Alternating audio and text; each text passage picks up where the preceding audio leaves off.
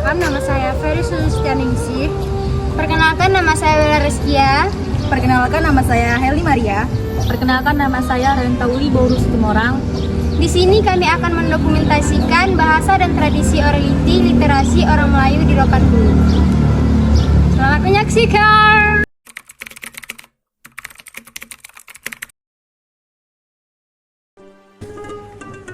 Dari perkembangan Luha Tambusai, kalau dulu zaman raja-raja itu karena tulisan dan tulisan dulu lebih identik dengan menuliskan dengan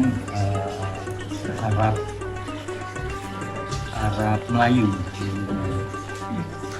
Dan dalam tata bahasa kita Melayu darat namanya Melayu kamus ini lebih identik bahasa dasarnya ya Melayu, cuman dengan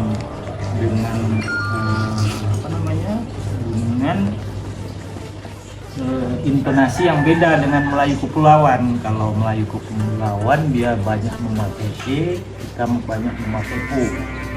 Jadi kalau Melayu Kepulauan kemana, kita Melayu daratan kemana. Jadi dalam intonasi bahasa lebih kita ke O. Kalau Melayu Kepulauan pesisir itu E. Jadi dalam bentuk bukti sejarah pun di dalam kerajaan Tambusai, Luha Tambusai itu ada namanya Tombosiri, itu pun dituliskan dalam bahasa Melayu. Bahasa Arab Melayu ini tidak pakai tanda. Cuman makanya tetap penulisannya Arab bahasa Indonesia kan Arab gundul kadang. Jadi untuk bahasanya pusaka yang ditinggalkan dari nenek moyang kita di kerajaan Tambusai ini itu salah satunya Tombosiri. Dan Tombosiri ini istilahnya catatan dari raja-raja dulu turun-temurun sampai raja terakhir itu dalam penulisannya Arab Melayu. Mungkin adik-adik mungkin mau bukti, cuman ini udah diterjemahkan.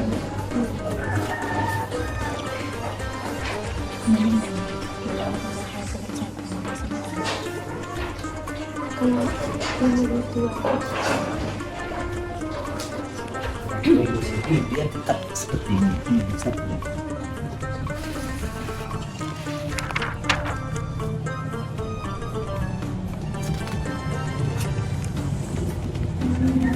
Ini penulisannya, ini artinya.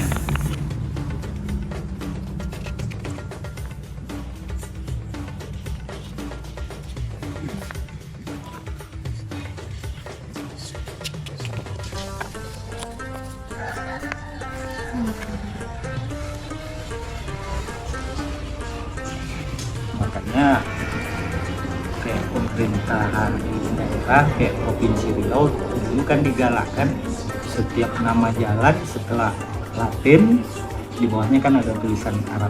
Namanya Jalan Jenderal Sudirman, di bawahnya dikemukakan.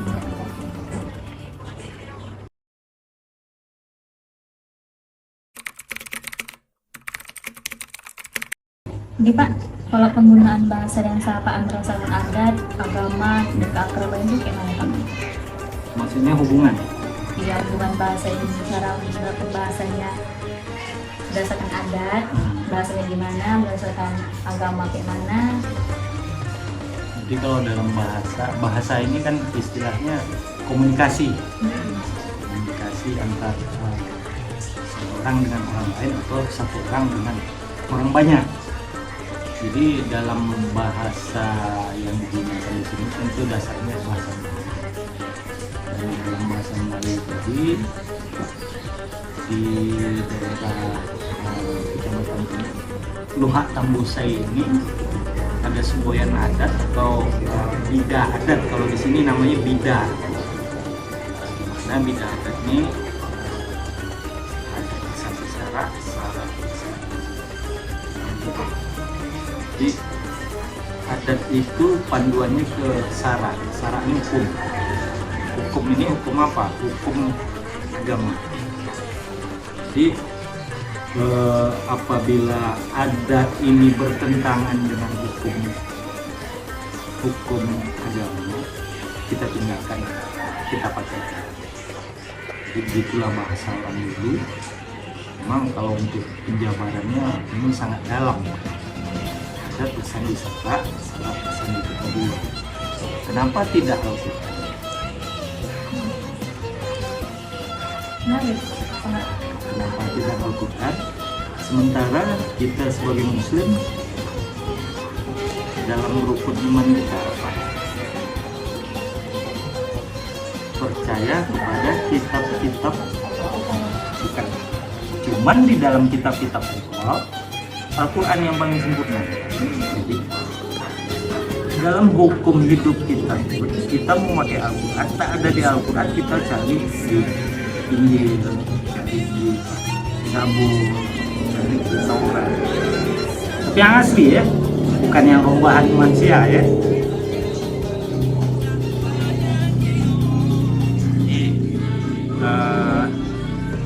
Di dalam contoh, sebagai contoh, di dalam Al-Quran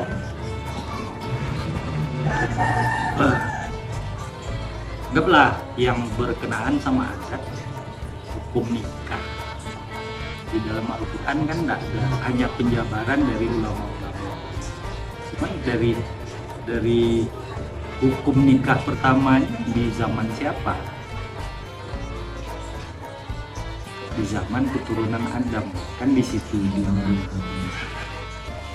zaman Adam kan kita tahu terjadinya pembunuhan pertama pun di zaman Adam, anak Adam, Habil dan Kabil. Karena apa? Karena mereka dinikahkan silang.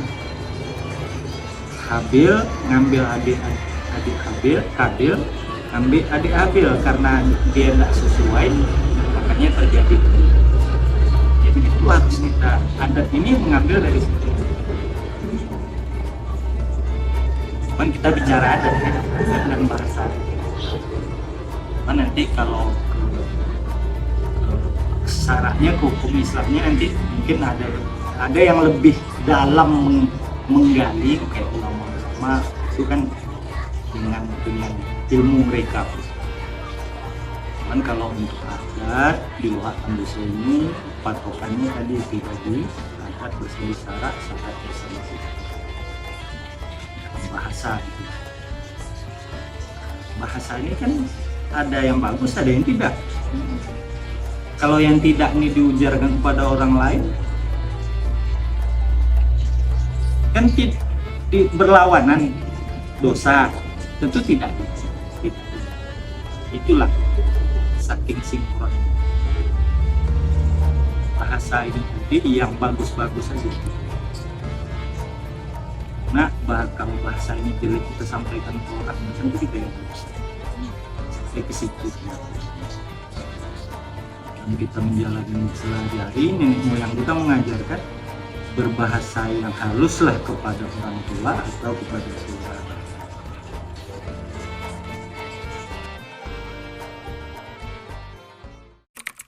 Berbahasa lisan dalam kehidupan sehari-hari, kayak ngomong sama masyarakat gitu, gimana bahasanya?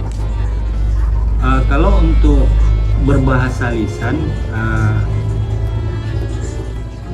kita tidak menyebutkan langsung makna dari yang kita omongkan. Nanti dibikinlah kayak pantun, kayak bida ini memang beda sama pantun ya. Bida ini memang artinya dalam. Kalau pantun kita mengucapkan terima kasih kepada seseorang yang telah atau orang banyak yang telah membantu kita. Jadi ucapan terima kasih kita mungkin kita tuangkan dengan bahasa lisan. Contoh, saya sampaikan satu pantun. Pisang emas itu bahasa Indonesia, kalau bahasa sini kan ini orang sini semua enggak. Nah, pisang emas dibawa berlayar, masa sedikit tidak. Hutang emas boleh dibayar, hutang budi dibayar. Jadi lisan, cuman artinya kan tahu. Ya tidak terima kasih. Kalau terima kasih kan to the point aja langsung. Jadi orang dulu bijaksananya kayak gitulah.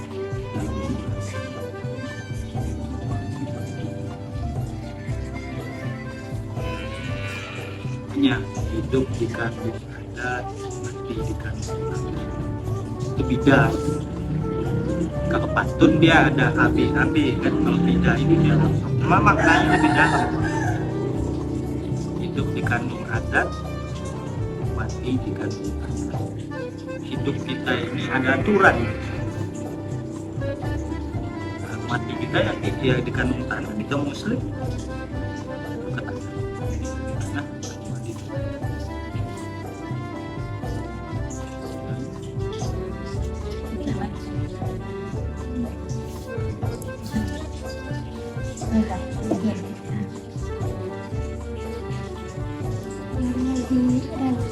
Kayak yang ganjil dicontoh dan ibu itu kita nggak tahu.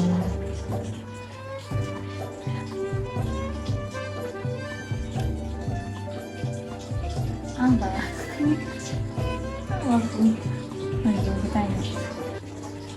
Jadi memang orang dulu dalam bahasa lisan jadi yang disampaikan tadi, cuman kita generasi sekarang ini udah mulai hilang ya.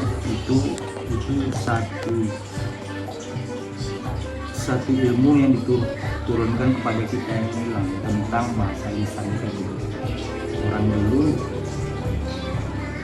dia umpama tersinggung, dia tidak langsung bilang, dia nanti ada keluarkan bahasa lisan berupa pantun. Banyak itu nih, cuman orang dulu memang udah kayak mainan pantun ini.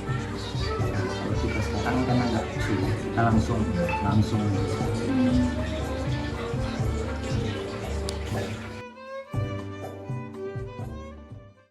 Bahasa dan subahasa lisan untuk lisan yang dari dulu zaman dulu banyak yang dihilangkan ini. Terus gimana cara menerapkannya kembali kepada kayak biar jangan hilang gitu bahasanya. Kalau bahasa tak mungkin hilang, cuman pelaksanaan kayak tadi bahasa lisan tadi untuk membiarkan, makanya kadang digalakkan memang ada gerakan dulu digalakkan ke sekolah pendidikan untuk anak-anak generasi muda di bahasa lisan pantun. Cuman itu tadi, ini program ini nggak jalan. Jadi kalau model zaman kami sebagai datu-datu ini ikut memulai lagi sih. Jadi sekarang dunia orang lebih Android lagi kan, lebih apa kan. Jadi untuk memberi pemahaman itu agak sulit lah. Cuman dalam bahasa adat yang namanya membangkitkan batang perondong itu memang sulit, berat.